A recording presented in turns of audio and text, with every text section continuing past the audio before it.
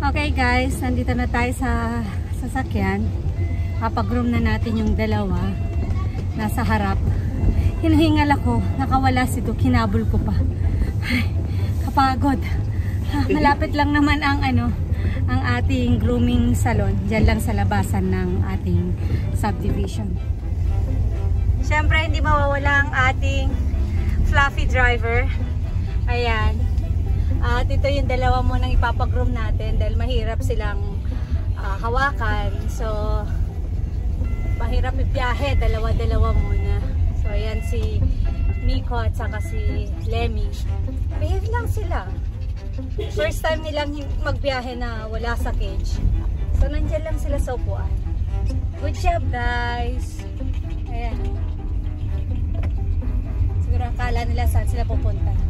Si Duke, sobrang hingal ko talaga. Nakalusot! Inunahan pa ako sa gate. Hinabol ko siya, packet pa naman sa bahay. Diyos ko, pagod na pagod ako. Tagaktakang pawis. Hindi pa ako nagtatrabaho dito. Pagod na. Ano ba yan? Pagas muna tayo. Check natin nga kung mag-iingay sila. Like si Latte. Kapag nagpapagas kami, tinatahulan niya yung mga gasoline attendant. Check natin kung itong dalawa ay ganun din ang behavior. Kung nagmana sila sa nanay nila. Kasi si Miko, yung puti, kapag na-excite, parang si Latte din, napapaihi. So, yun yung mga characteristics nila na namamana nila.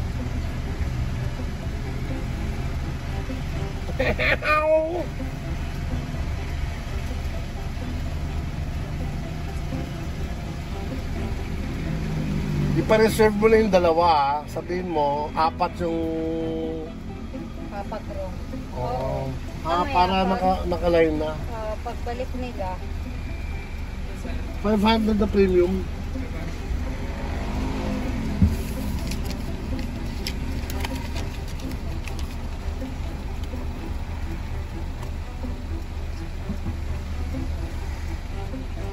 Behave sila.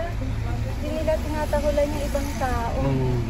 Good one. Tingnan mo naman ang itsura nila, oh. Sa silang malaking feather duster. Oh. First time nilang mag-room. So, yan ang itsura nila, oh. Tignan nyo naman. Maayos na talaga rito. Talaga ng billboard to. Tignan nyo naman ang itsura nila, oh. Tatanong ko rin mamaya kung pwede bang mag-room sila ate. Kasi sila ate may red na. So, kailangan na niya i-groom. 3 months na yata siyang since last na nagupitan. Lumago na nga yung buhok niya eh. Kasi dati naglagas talaga siya nung nanganak siya. Parang tao rin naglalagas yung mga buhok. Nakalbo talaga yung sa may leeg. Summer haircut to ha? Oo, lahat sila summer haircut para sulit naman yung bayad. Ang mahal-mahal ng pag-room nila. Nakaka-experience ng spa ang ating mga Junakis. Yung mga fur babies. Oh. Tignan mo naman itsura nila. Moroso. Moroso na yung kanilang mga buhok. Si Lemmy, naging brown na talaga siya. Nawawala na yung mga black niya. Dati may mga marami pa siyang black na balahibo. Ngayon parang nasa tips na lang yung black at saka nasa tips ng kanyang ears. Saka yung sa mouth na lang niya at saka sa buntot. Pero ayun. Si Miko naman. Dati puti yan eh, puting-puti. Tapos naging light brown, naging latte yung itsura. Behave lang sila. Very good naman na sila kay latte na behave lang sa biyahe. Hindi sila nag-scratch. At least din nila masira yung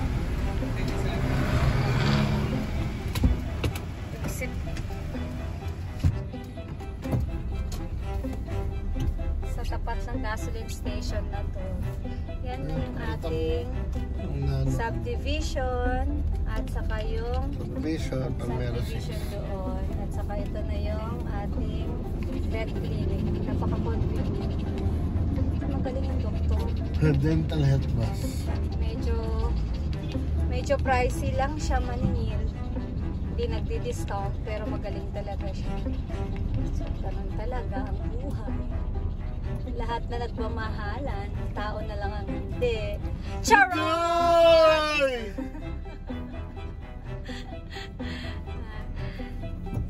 Ayan na, bukas na po sila. Early bird ang mga ito eh.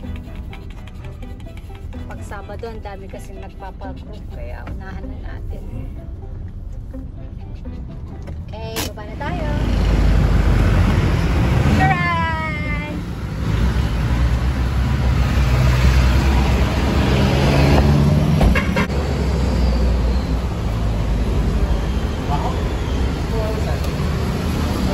Papag-room po. Summer cut. Ipakalbo na sila. Pwede? Unang ano nila yan? Unang gupit. Ha? Oo. Pwede na pa silang gupitan. Magfa 5 months na sila sa second week ng... Pero po may 4 months na. Oo. 4 months na sila. Magfa 5 months na nga. Tignan mo naman, para silang feather duster. Kaya papagupit. Oo, papakalbo na para masulit naman ang bayad. Tapos, tanong ko, ayun na, paihi siya. Pwede bang mapagupitan ang may regla? Bawal? So, hindi pa pwede si ano? Hindi pwede pag may Pag may regla? Pwede ba daw? Ano ba? Hindi mo kasagot. Oo, patanong kung, ayan o, ang laki-laki na nila. Tingnan mo, parang siyang teddy bear. Look, ganyan siya kalaki kay Kuya. Kung pwedeng i-groom, yung may regla, pwede ba yun? Pwedeng gupitan? Wala mas do? Okay, itanong niyo na lang si Doc kung pwede siyang gupitan. Tapos itawag niyo sa akin mamaya. Kasi meron pa akong dalawa. Isa may regla, yung isa ano. Ha? Yan, first time nilang magupitan yan.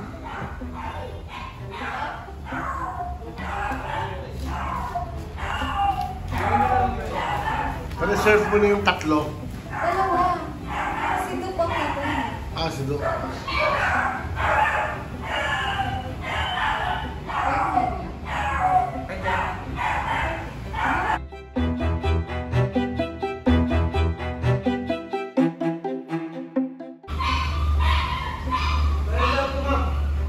Pwede daw po. Okay. Tapos mamaya may dalawa akong sa kanya. May dalawa pa kami dadalhin mamaya. Pag nakuha na namin yung dalawa, saka namin babalik yung dalawa para decide sa biyahe. Okay. Sige, salamat. Nakapasok yung apoy. Ayan na. Nasundo na natin yung dalawa. Si Flatter naman at saka si Latte. Ang dalawang babae. Tama si Latte, oh. Behave. Ang balbon na rin siya. Kapapalit ko lang ng diaper. Very good. Tapos ito naman si Splatter. Kahit maliit yan, nakikipagbuno dun sa dalawa niyang kuya, kay Miko at saka kay Lemmy. Nakikipagkagatan ng tenga. Yan, si Splatter ang kabalbon ni Latte. Ganyan din ang buhok ni Latte noon eh. Medyo lumabo-labo na siya ngayon. Pag umaba ang buhok ni Latte, ganyan. Parang maninipis sa dulo.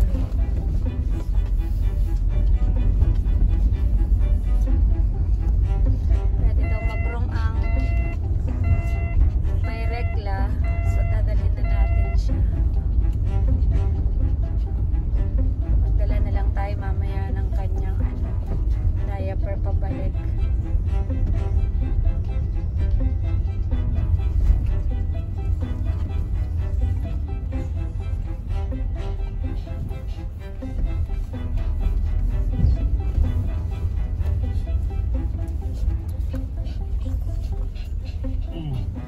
Babe. Excited. Gustong sumama nito kaya sabi siguro nito, bakit ako iwan? Kanina sumasampa sa akin eh. Gusto niyang sumama. Siguro next month na natin ipag-groom si Doc. Medyo maiksi pa yung balahibo niya.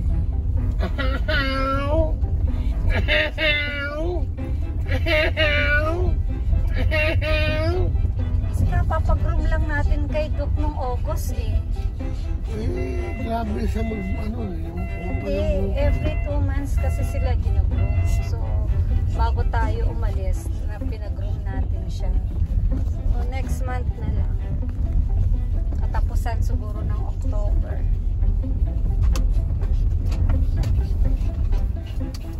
Wow, ganda na rito. Kala ko makakatipid kami sa biyahe, pero hindi pala. Ganun pala dapat. Lesson learned. Dapat sama na sila. Behave naman silang... Ito, behave sila. Si Doc lang talagang hindi. Si Doc lang ang hindi behave. Dadali na natin sila sa loob. This is it, guys! Liligo na kayo. Back to dance! Good morning, Doc. Doc, pwede po ba magupitan ng may regla? Morning, ma'am. Ano pa? Pwede po ba magpa-groom ang may regla? Okay lang naman. Ah, okay lang. Huwag lang yung donkeys. Ah, okay po, Doc. Sige, thank you. Ay, i-register ko po yung dalawa. Apo.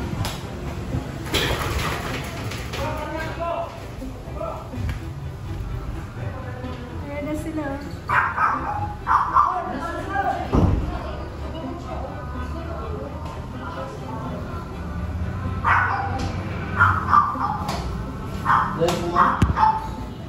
Ah, ito na yung isa. Ay, sige po. Ginagawa ko na yun.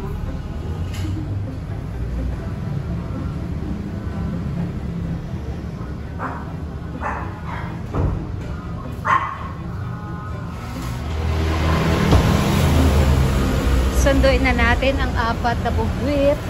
Kala ko si Dukit, di pala natin siya napag-room.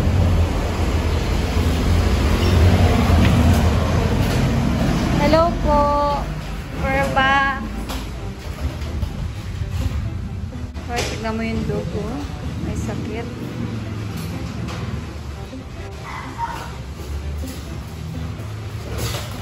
Ay, nakalimutan ko magdala ng diaper. That's latte. Pakilagay mo na siya doon. Kuya, patulong ako mamaya doon sa sasakyan, ha? Ando po ba si sir? Oo. Dala ko na rin. Ah, sige. Si latte muna. Ay, full. Full naman kasi. Ayan. Dineliver na si latte. And, ito ay si Splatter. Kamukha niyo si latte. Oo. Doon na lang sa sasakyan. Thank you.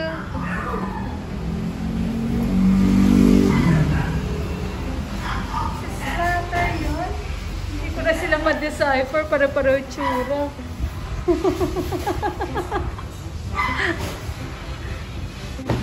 Ito yung may spot. Hindi ko na sila makilala eh. Nako, si Lemmy yun. Yan ang ugali niya. Akala mo sinasaktan.